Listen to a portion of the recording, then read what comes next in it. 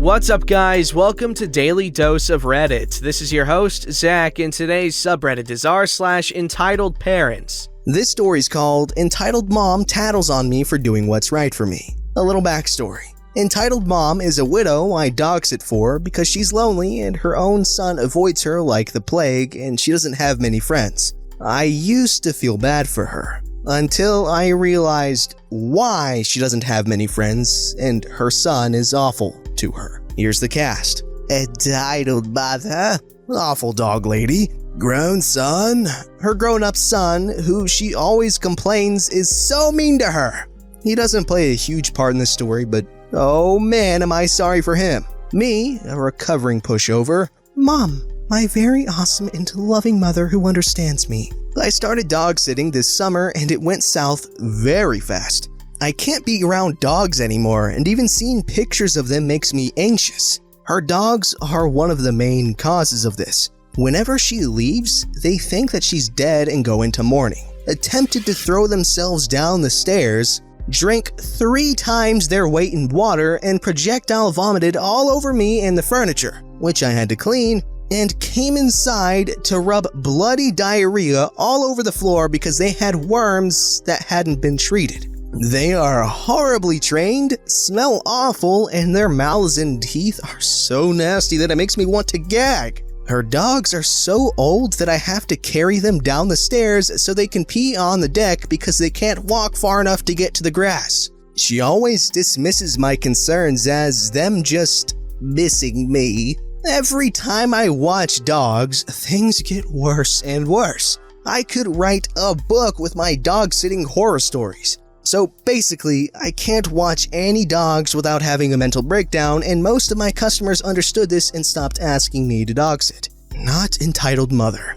At the end of September, she'd asked me if I could watch over her 2 very old, incredibly sickly little dogs from this Friday up to next Sunday, 10 days. I tried to tell her that I didn't think so and that I was trying to quit dog sitting, but she refused to let me give her back her house key. Just in case, she said. Extremely weirded out, I forgot about this and went on with my life. I've graduated and am trying to find an actual job, and it's really hard to do that when I'm scheduling myself around dogs. Hence, another reason why I quit. I'd finally found a temporary job that was 4 days in a row and 13 hours a day. It left me exhausted and drained, and I had to miss Thanksgiving with my family. So all I wanted to do on Tuesday was relax and take a day to recover. Because on top of work, I'd gotten a severe case of strep throat. Apparently, I can't have that. I got a text from Entitled Mother at 10 a.m. Tuesday morning. Hey, just wondering if you're still able to watch my dog starting this Friday.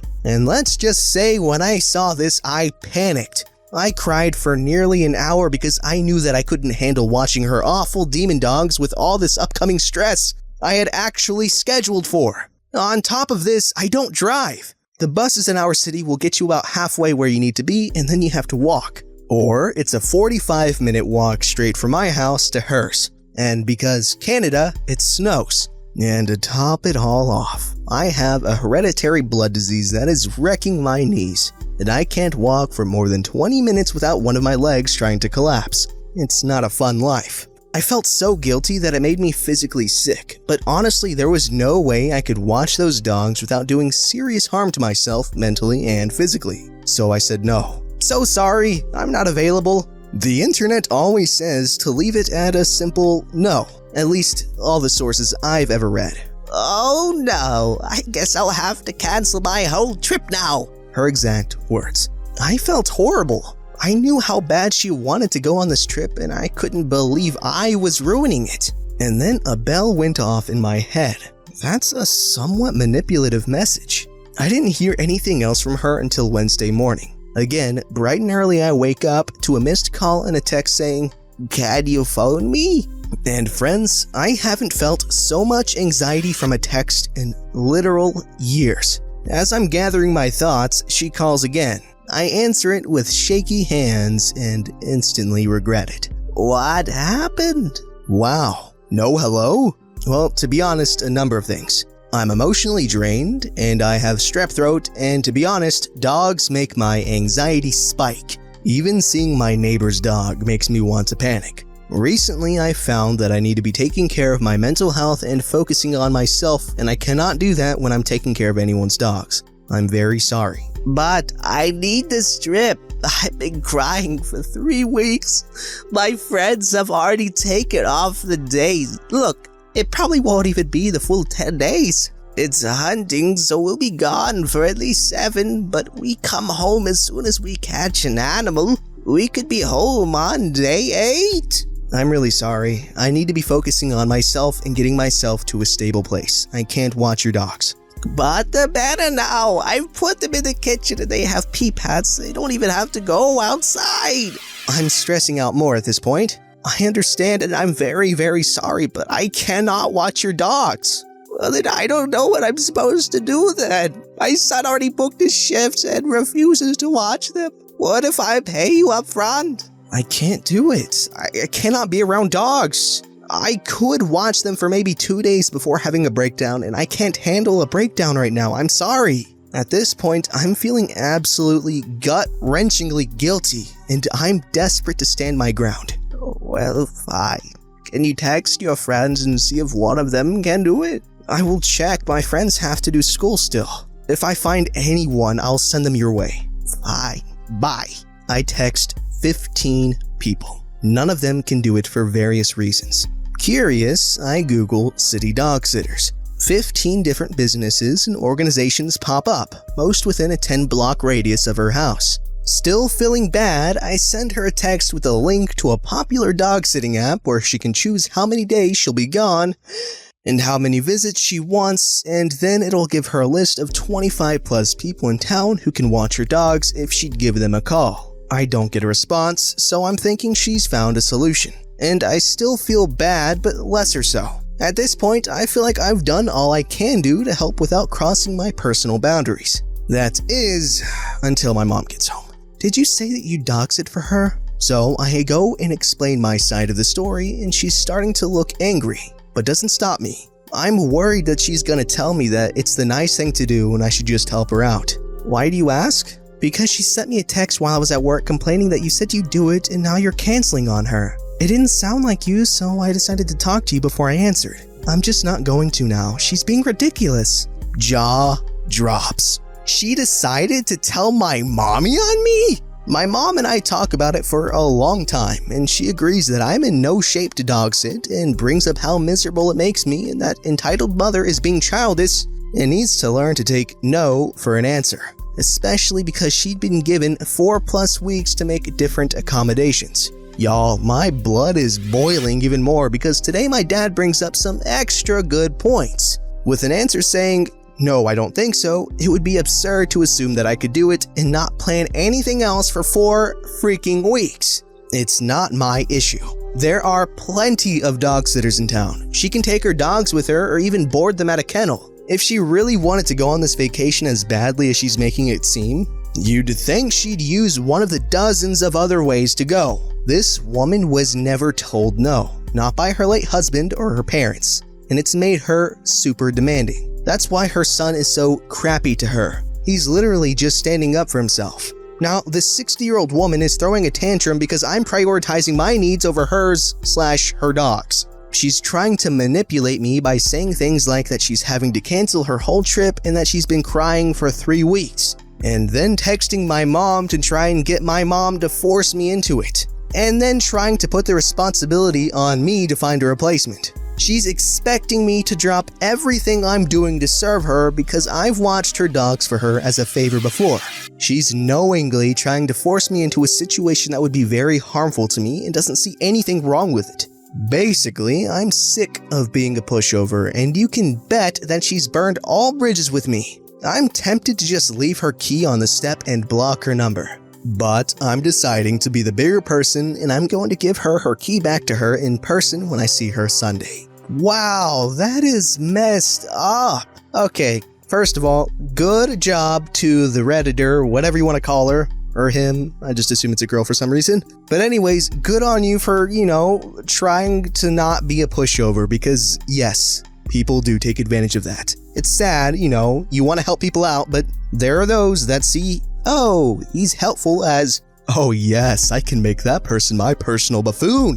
But anyways, being the bigger person doesn't necessarily not cutting people out, okay? You can be mature about it like this person's deciding to do, like, go back, give the key back, and respectfully tell her, hey, bye, and to leave. Just cut her off completely because that is a person not deserving of your time, attention, generosity, nothing. This story's called Actual Karen Upset I Dyed My Hair. When I was about 15, I attended a very religious Baptist school. It was bat guano. On to the story. So at 15, I really wanted to dye my hair. My mother always had, and I was excited about trying something other than the dishwater brown I had. I begged, and my mom finally said okay as long as it was semi-permanent. I desperately wanted red, so off to Walmart we went. We found a foam mousse that said it lasted 2 weeks.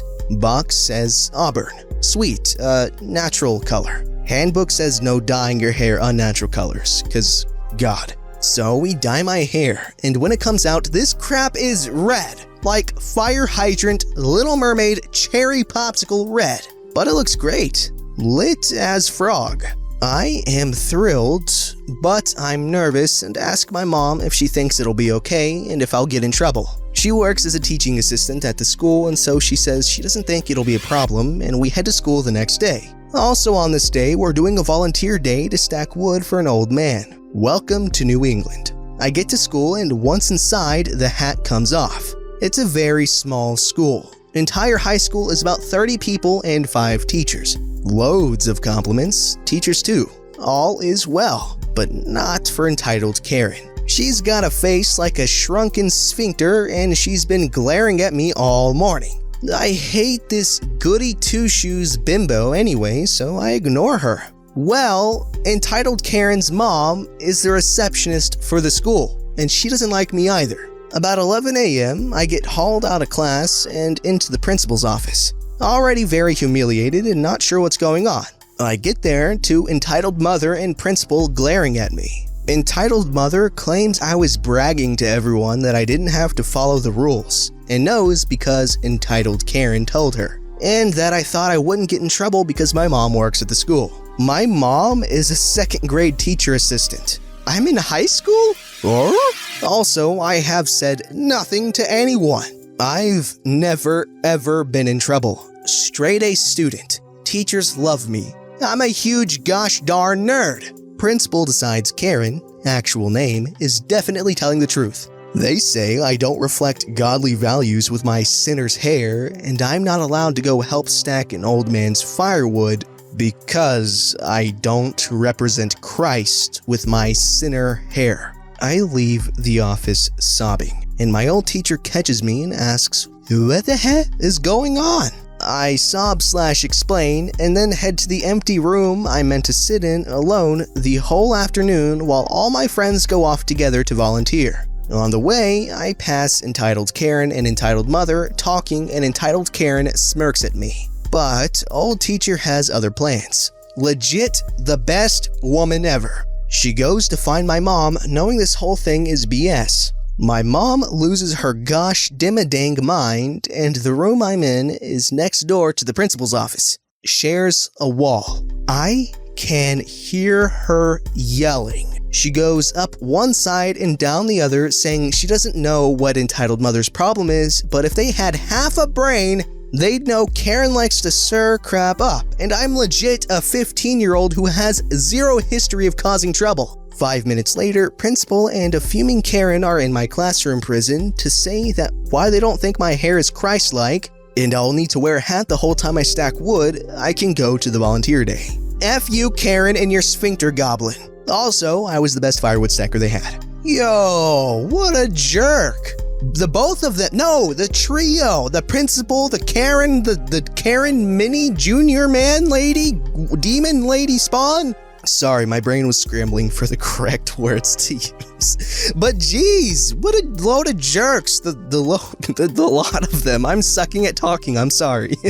This story's called, I don't care if that's your family's most sacred heirloom, give it to my daughter who doesn't even want it. When I was 17, I worked as an intern at a jewelry store.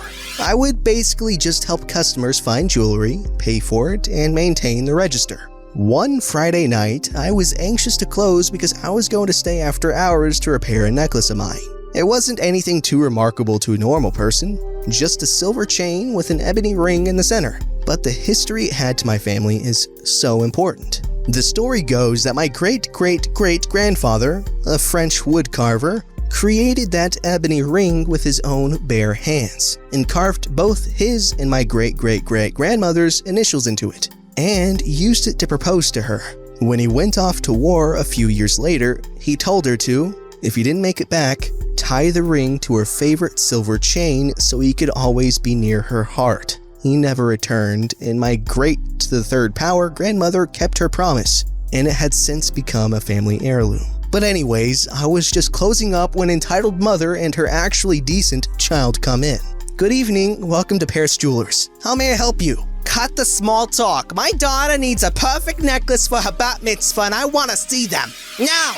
I'm slightly put off by her rude tone, but I assume she's just stressed out and go to help her. After looking through all of our best necklaces, she's still not satisfied. No, where's your good jewelry? Ma'am, if these selections are not to your liking, I'm sure I can help you find another. I want that one. I look to where she's pointing and see that she apparently wants my necklace, which is clearly on my employee desk and not on the display cases. I'm sorry, ma'am, but that's not for sale. It's actually, don't lie. I want that necklace, so you're gonna hand it over. Listen, it's an heirloom. My family values it more than anything. Leave her alone, Mom. I can get another. The mom just dismisses her with a wave of her hand. I'm about to open my mouth in protest, but then my boss walks in. Is there a problem, ladies? Your little bicycle of an intern won't give me the necklace I want. She threw it behind the desk just so I couldn't get it. Mom, you know that's not what happened. Don't lie about— Shush! You're hysterical because this girl's being so mean! My boss looks at me, then back at the entitled mother and her daughter. He eventually turns back to me. Can you please show me the necklace in question? I go and get my necklace and show it to him. My boss knows that it is important to me, and he turns back to the entitled mother. Is this necklace you wanted? Yes.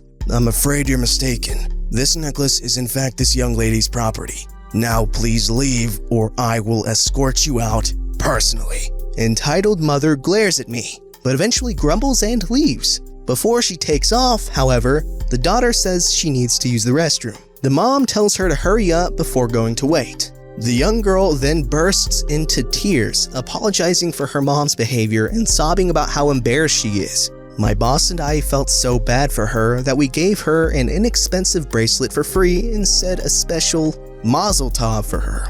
Poor girl. Wherever you are, I hope you're free from your mother and living your best life. Wow, okay, I'm not gonna lie, I was getting choked up when reading about her grandfather, or great-cubed grandfather. That's a really sweet and sad story, and you know what? I'm really happy the necklace stayed in her family, and I'm really happy that they all appreciate its value. Family heirlooms are something really cool, and I feel like every family should have one. Mine, I don't think does, but if you're like me and don't have a family heirloom or whatever, I say, why don't you start one like right now? And also, kudos to the boss and the Redditor for giving that girl the bracelet. You know what? That daughter was a good person, obviously. You can see how she's crying about how much of a jerk her mother was being. But anyways, moving on.